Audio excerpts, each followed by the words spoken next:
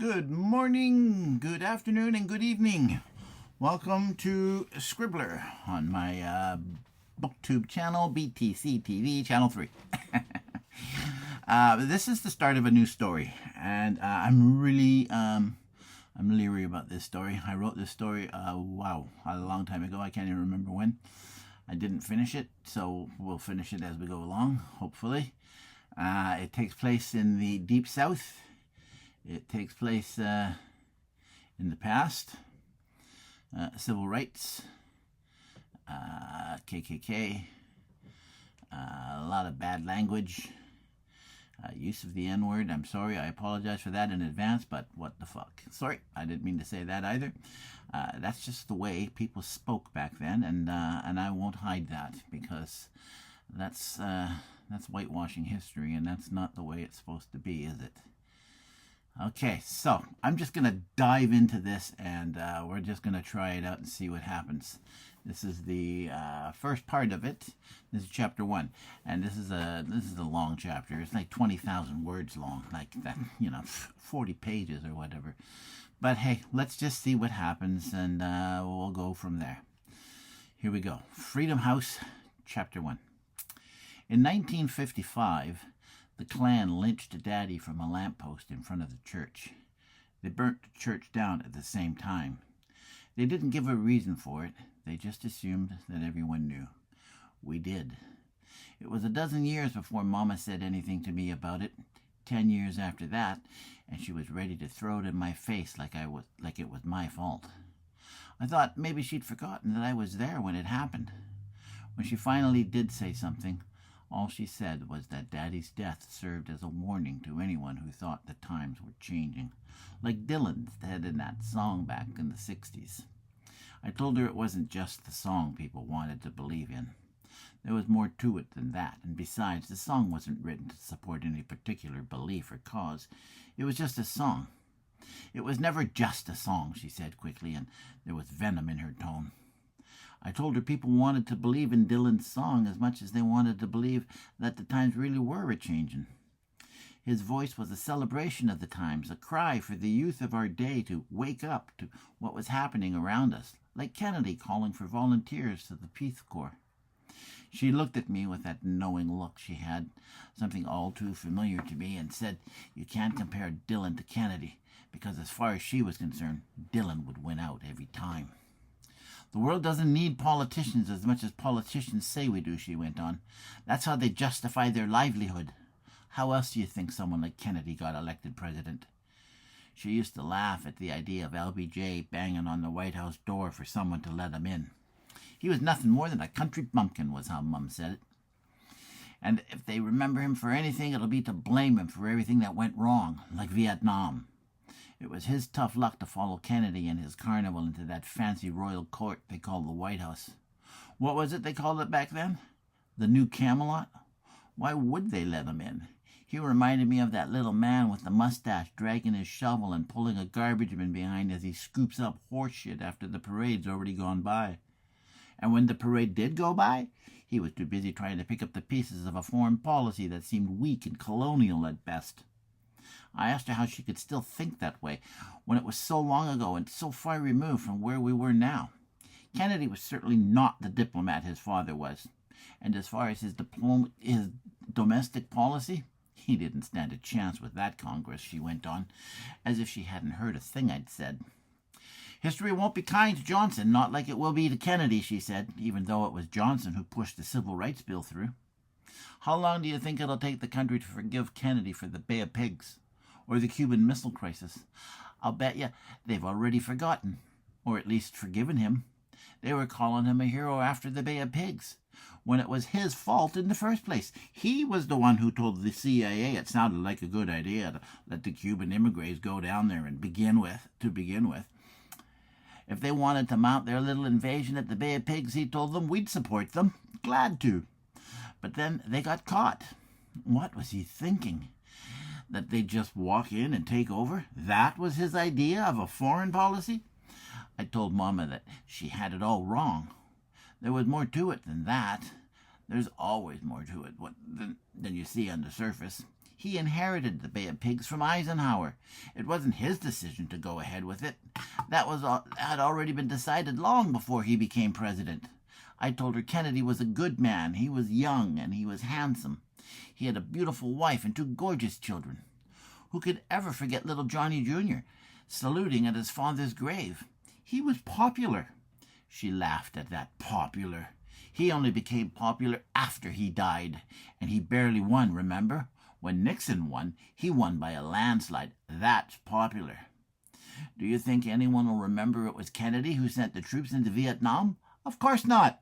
Even though it was Eisenhower's gaffe before he left office. Oh, by the way, she mimicked Ike, I've sent some advisors down to check out what's going on in Vietnam. It's just a little small favor from my buddy Charlie de Gaulle. Maybe you can follow up on it. Follow up on it? Now she was Kennedy, even though she sounded more like Katharine Hepburn. Sure, how many advisors do they need? Well, that sure blew up in everybody's face, didn't it? So instead of leaving, instead of just getting out and turning tail, what do? They get into a pissing contest with the Chinese, and the Russians just stand by and watch.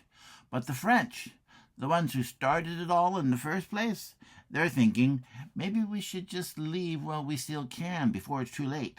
We could always have the peace talks in Paris. Why not? Who doesn't like Paris in the springtime, right? It's that us against them mentality. We can't let that part of the world fall into communist hands. We can't. Let's send in more troops, she said. And then she assumed a swaggering bravado, putting her hands on her hips. Come on, boys, rally round the flag. Your country needs you. We'll show them, the little bastards, what it means to take us on. And then she laughed. I didn't know if she was laughing at the irony of the whole thing or the futility of it all. She turned to me and asked me if I thought she didn't watch the news, too. I've even seen you a time or two as well, she said to me, with that same knowing look. Standing there in the background while them others give speeches and call down the war, blaming the government for all our woes. And what's all this stuff about Nixon and how he stole the presidency?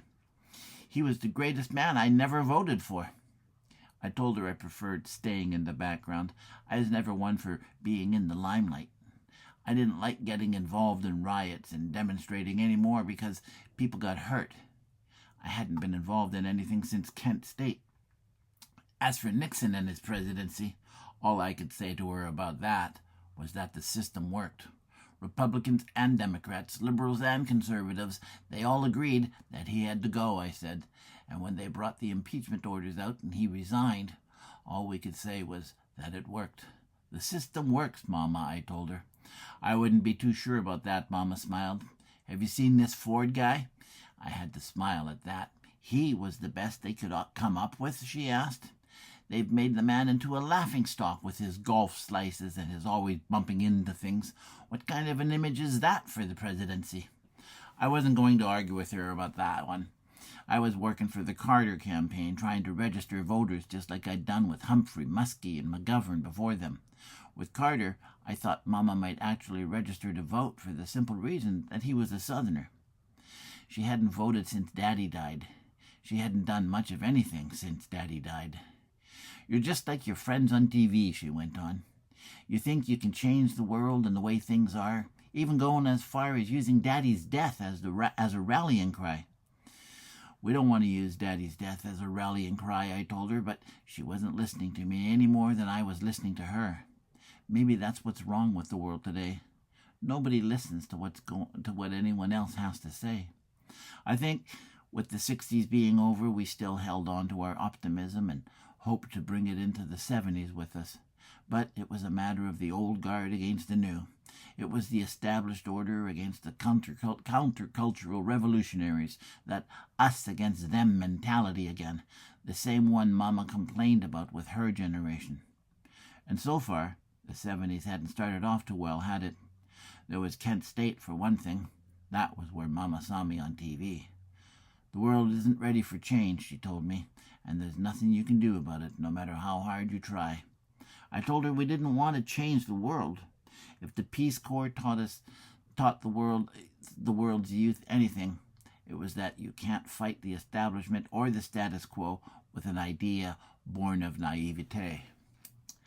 But if the rest of the world wants to follow our lead, I said, fine. The country has to change first, though. Follow our lead, she laughed. Why would they want to follow our lead? You can't change a country without the rest of the world seeing it. Look at what the Russians did in Prague back in '68. It's like 1956 all over again. You remember what happened then in Hungary? And when they put the Berlin Wall up, they've closed themselves up tight, but we still know what's happening because there will always be dissent in the world. The pen is mightier than the sword. And for as much as we might think that we're better than them because we don't terrorize our people, remember, we were bombing Cambodia all along. That was your man Nixon, I said in defense. Was it? Well, he must have had good reason to. And what's happening in the Middle East? How much are we involved with over there? I told her the world had to support the Jewish state because we'd turned our backs on the Jews during the war, and she laughed at me. Do you think that's what it's all about? Guilt? Don't you think it might have something to do with the price of oil or the gas shortages we've had lately? We're much better off thanks to Vietnam. Or maybe I should say thank you to that weak-willed dilettante, John F. Kennedy. Thank God we had him, she said. She said it with that familiar sarcasm I've known all my life. We've lost a lot of standing in the world because of him, and he never even knew it. Ich bin ein Berliner. But that didn't make them take down the wall, did it? Isn't that what he went over there for? And what was that he said in his famous inaugural address? Ask not what your country can do for you, she quoted with a smile. The best thing he ever did for this country was get killed. Now he's an American icon, a teen idol, she smiled. People are already starting to ask, where were you when Kennedy was shot, instead of, what were you doing when the Japs bombed Pearl Harbor? And when his brother wanted to be president, they killed him too. I wanted to ask who she thought they were, but I thought she'd go off on another one of those conspiracy theories about big government, how it's failed us all. It isn't the government that's failed us, I thought. It's we, the people, who have failed ourselves. She wasn't about to believe any of that, though.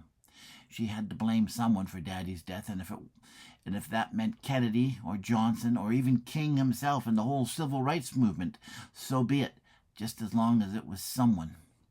What about the younger brother and that girl he killed driving off that bridge in Chappaquiddick, she asked. Wasn't he going to run for president too? A couple of years ago?